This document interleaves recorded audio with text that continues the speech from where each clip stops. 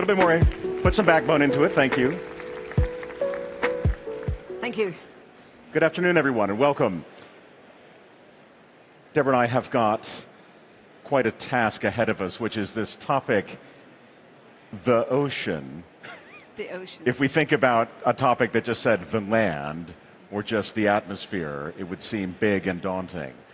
And it is big and daunting, but from a climate perspective and from our lived environment perspective, it probably couldn't be more important. So, Deborah, I'm going to begin with this. Tell us a bit about who you are, why we're here talking about the oceans. Okay, so I grew up in the west of Ireland, playing in the ocean, hanging out with marine life. They were my best friends. And I do think that if I hadn't spent as much time in the ocean off in Galway, that I would have become a delinquent. It was that love for the sea that really captivated my interest. And on the west of Ireland, the ocean is so important to us. It moderates the climate, it's important for fisheries, and so many communities are deeply connected with the sea. And for me, that the sea is in my DNA. And then I went to college to become a marine scientist, became a marine scientist, worked around the world, and was in a plane crash in Southeast Asia a number of years ago, which was horrific. It was 747. And afterwards, the way I dealt with the trauma was to go back in the ocean.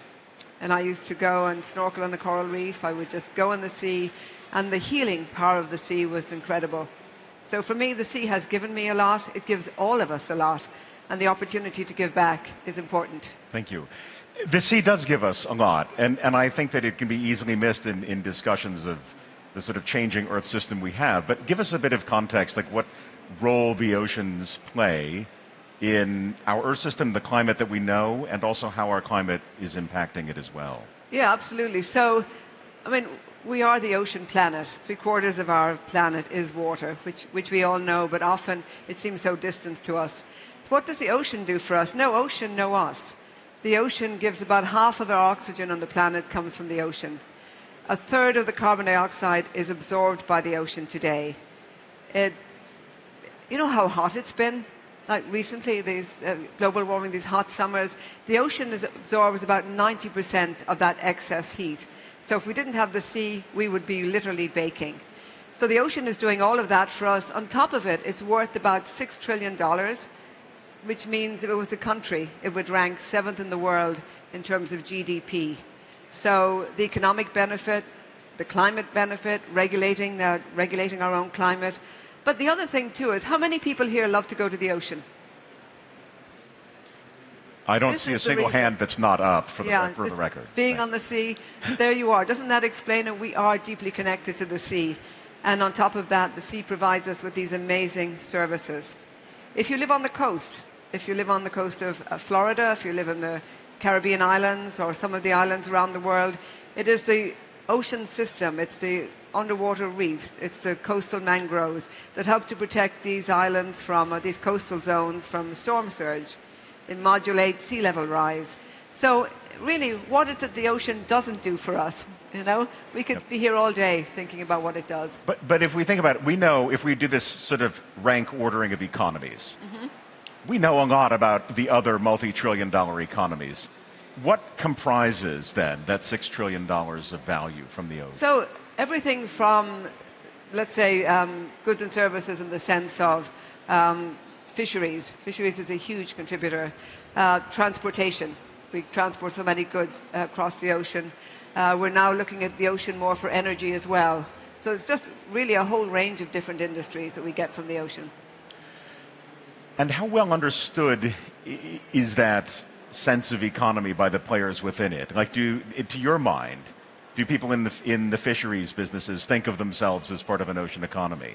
Do the shippers think of themselves as part of an ocean economy, or do they just view it as their own little bit of economic activity? I think that's a very good question, and generally what I find is that people see it as their own bit of economy.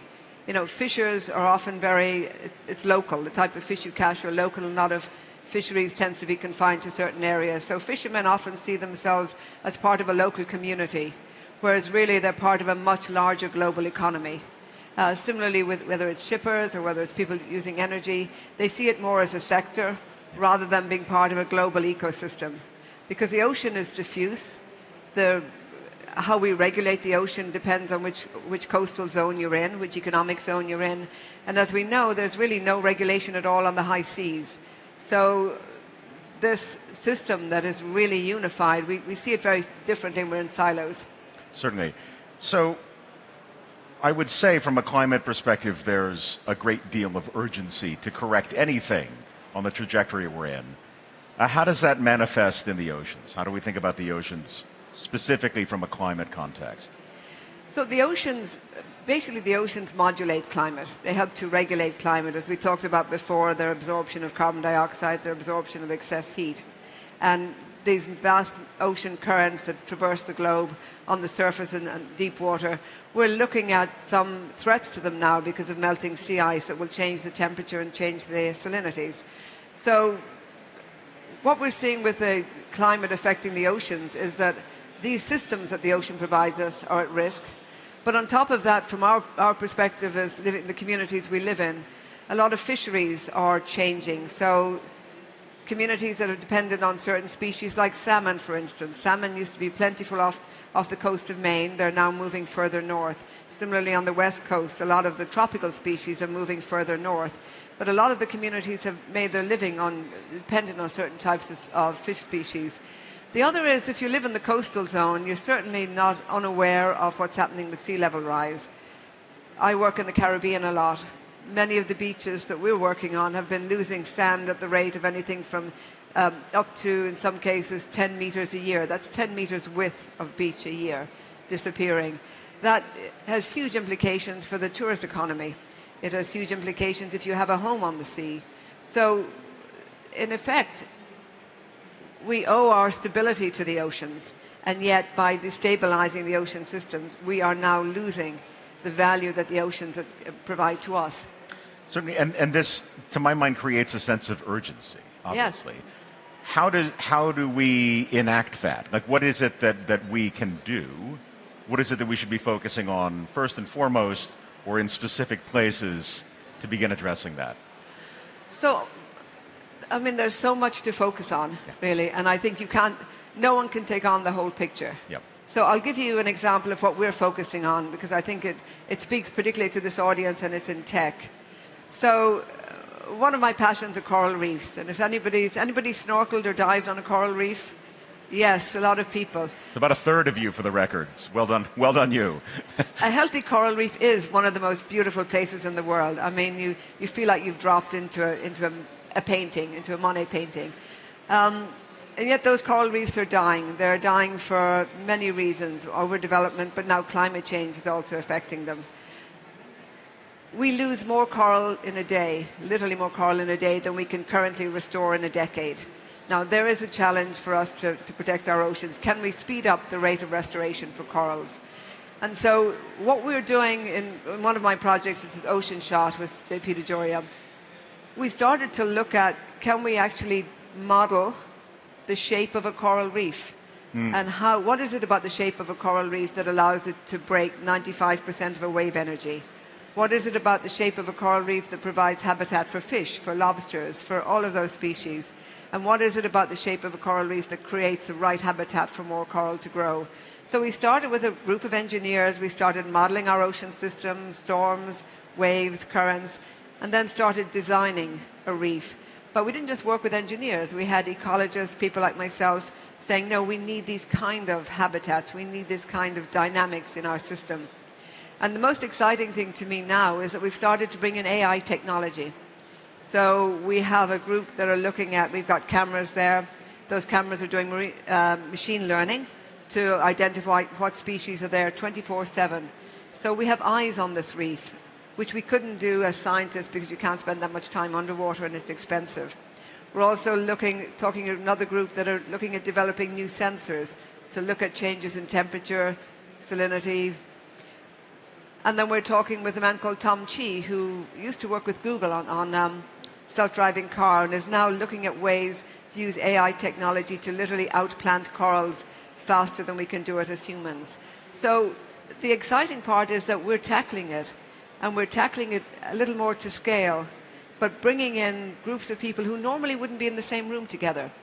And I think this is something that's really important for all of us here, is to think about what is it specifically that you bring to the table, and how do you bring it in? I think this is critically important, in particular because we're here at a technology conference. I've got so much to ask about that. So I want to start first off with the modeling that you did. Tell me how novel that is. Is this something you could have done 5 years ago, 10 years ago, technically, or is this a new capability to do your coral reef modeling? So it's a combination of both. Some of those models have existed for 5 or 10 years, but now we've got new data. We've got more remote sensing. Our data is more accurate, so we can ask different types of questions. We can forecast better into the future. So our modeling has improved, and it continues to improve. Give me an example. So what's a 10 years ago question, and what's a today question that you can ask of these models? A 10 years ago question would be, how strong will the waves be coming ashore? Okay. Today we're saying, how much sand will be lost from this beach, and how much sand can I keep on the beach by building a reef of a very specific design in a very specific location? And how much more sand will I create if I change the configuration of that reef slightly? I could not have asked that 2 years ago. I was going to say, that one strikes me as novel in the best sense. Just for fun, what is the expense, relatively speaking, from running that model 10 years ago to today? Oh gosh, it's a lot cheaper than it was 10 years ago. 10 years ago, to do that was so specialized and really expensive. Yeah. You would have been spending a few $1 million to get that kind of information. Yeah. Right now, to do what I'm talking about might be $100,000, yeah. which is significantly cheaper. I would say so. Yeah. And the things that you're bolting into this, the AI capabilities, the machine learning capabilities, how much of that is, so to speak, off the shelf versus customization from root level that you need to do? It's a combination of both. So what we're doing is we're finding that there are people out there who are interested in AI technology and are developing new tools. And sometimes they're not aware that the tools that they're developing are the kind of tools that I need. And so we meet people who are developing new technologies, and we're like, this would be really interesting. I'll give you an example here. It happened at Collision. I was talking to somebody who's using nanotechnology to create a mesh-like structure. And we spent a while talking yesterday as to whether this mesh-like nanotechnology would make a great habitat to put on a reef to actually attract corals to grow more strongly. So he wasn't at all interested in marine, but by the time we finished, he totally is. I can tell you that. He's ready to move to the tropics. But it's those kind of conversations that are sparked. So some of it is off the shelf that people have developed, and others are taking that technology and saying, we need it for the ocean. I think that this is a really fascinating point of inquiry. I come at this from a sort of energy and climate perspective, and we see a very similar pattern of people either starting to develop sort of native technologies for the purpose, but also a great deal of interest in sort of entering the sector, but to some extent a great deal of confusion or hesitation on entering with technical capability into an area that seems very specialized. So you got an open call here. Like, what skills are you looking for? Like if people want to come and contribute and join you in this effort, what are the most valuable things that they can bring? So I'm glad you said that, because we are building in Barbuda, we've just started building a center, which will be an innovation center. And what we're looking at, so this is where we're going to start to build more of our coral reef technology and beyond that. And what we're looking for are people who have ideas, who say, I would like to test this out. Maybe it's a way of being able to recognize a surface and be able to do things on a surface using AI technology, which is some of the stuff we're looking at. Maybe it's a way of sensing, creating a particular type of sensing in the ocean that would then trigger an action. And that action could be a human response or a different kind of response, an early warning system. So the technologies that you're developing, think about them as to what problem in the ocean they can solve. We want to be able to better understand our oceans. We want to be able to much better sense what's happening in the sea. We want to be able to intervene more in the oceans. And if you've got a technology that can do that, its application in the ocean would be fantastic. And what we're seeing now is that there's more and more interest in investing in the sea. So that kind of ties together.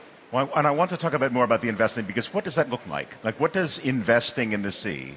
We've talked about the sort of human capital investing in the sea just now. What does financial capital investing in the sea look like? Yeah, and it's a bit like saying, what does financial capital look like investing in the land? Anywhere, so it's all right? over the place. So let me try and break it down a little bit. So So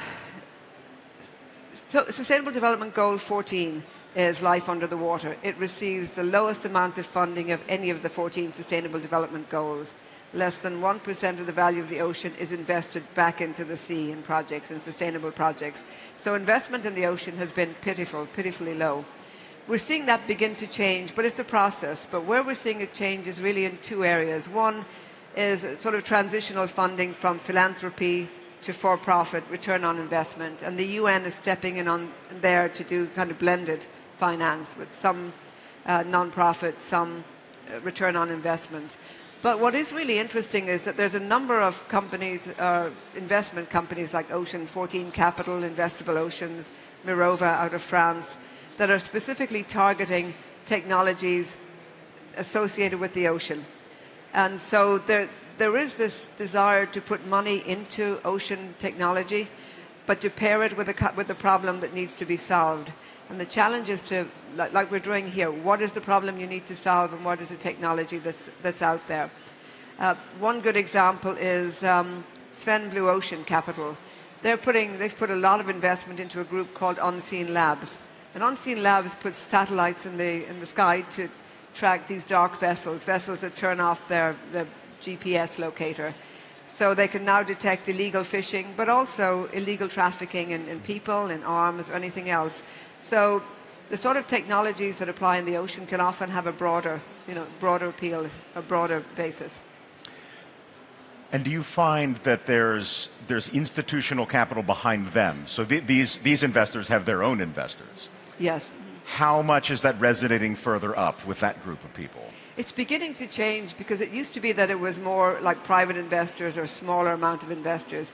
Now we're starting to see things like pension funds take an interest in investing in the oceans. And once you get the big investors, it tends to be like a domino effect. It brings others in because they feel it's secure that their colleagues are in investing. So we're starting to see that transition. We're not there yet, but we're starting to see it happen. Good. We've got 1 minute left, so I'll finish with a sort of two-part question. In the next 5 years, biggest challenge for us and the biggest opportunity in the oceans?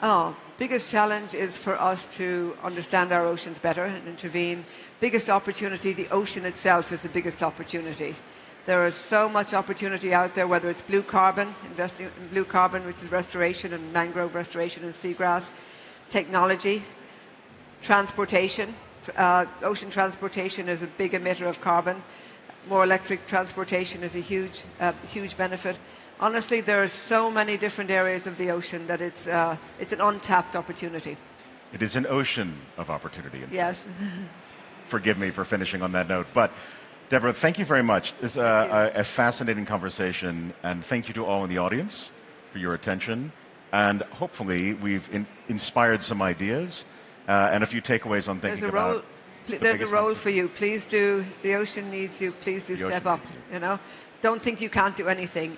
You really can. Everybody plays a major role, and we see this time and time again. So please do. Indeed. Thank you very much. Thank you, Deborah. Thank you all.